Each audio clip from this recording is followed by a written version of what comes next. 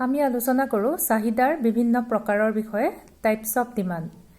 চাহিদা হৈছে যেতিয়া বস্তু এটা মানুহে বেছিকৈ পাবলৈ বিচাৰে তেতিয়া বস্তুটোৰ প্ৰতি চাহিদাৰ সৃষ্টি হোৱা বুলি কয়। আৰু এই চাহিদাৰ বেলেগ বেলেগ ভাগ আছে। সেই ভাগসমূহ হৈছে প্ৰথমতে ব্যক্তিগত চাহিদা বা ইণ্ডিভিজুৱেল ডিমাণ্ড। যেতিয়া এজন মানুহে এটা বিশেষ বস্তু পাবলৈ যিটো হাৰত বিচাৰে তেওঁৰ সেই ব্যক্তিজনৰ চাহিদা যেতিয়া আমি জুখি উলিয়াও সেইটোক ব্যক্তিগত চাহিদা বা ইণ্ডিভিজুৱেল ডিমাণ্ড বুলি কোৱা হয়। আৰু মাৰ্কেট ডিমাণ্ড বা বজাৰ চাহিদা, যেতিয়া এখন বজাৰত এটা বিশেষ বস্তুৰ সকলোবোৰ উপভোক্তাৰ চাহিদাক যোগ কৰি যেতিয়া আমি অনুমান কৰোঁ যে মুঠ কিমান চাহিদাৰ সৃষ্টি হৈছে এটা বিশেষ বস্তুৰ প্ৰতি, তেতিয়া সেইটোক মাৰ্কেট ডিমাণ্ড বা বজাৰ চাহিদা বুলি কোৱা হয়।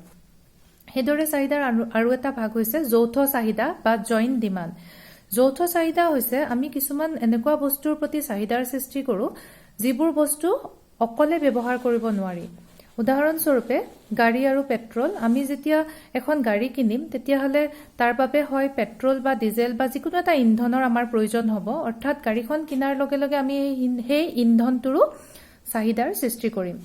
তাৰপিছত আছে যৌথ চাহিদাৰ পাছতে একেধৰণৰ প্ৰায় যৌথ চাহিদাৰ নিচিনাই উদ্ভূত চাহিদা বা ডিৰাইভ ডিমাণ্ড। ডিৰাইভ ডিমাণ্ড হৈছে যে যেতিয়া আমি এটা বিশেষ কাম কৰিবলৈ আগবাঢ়ো সেই কামটোৰ কাৰণে বহুত বস্তুৰ প্ৰতি আমি চাহিদাৰ সৃষ্টি কৰিব লগা হয়। উদাহৰণস্বৰূপে যদি আমি এটা ঘৰ বনাবলৈ যাওঁ সেই ঘৰটোৰ কাৰণে শিল, ইটা, বালি এনেকে বহুত বস্তু দৰকাৰ হয়। এই ডিৰাইভ ডিমাণ্ড আৰু জইণ্ট ডিমাণ্ড প্ৰায় একেধৰণৰে, যৌথ চাহিদা আৰু উদ্ভূত চাহিদা প্ৰায় একেধৰণৰে। তাৰপিছত আহিলে যৌগিক চাহিদা, যিটোক কোৱা হয় কম্পজিট ডিমাণ্ড। যৌগিক চাহিদা হৈছে কেতিয়াবা আমি কোনোবা এটা বস্তুৰ কাৰণে চাহিদাৰ সৃষ্টি কৰোঁ সেই বস্তুটোক বিভিন্ন কামত ব্যৱহাৰ কৰিবৰ কাৰণে।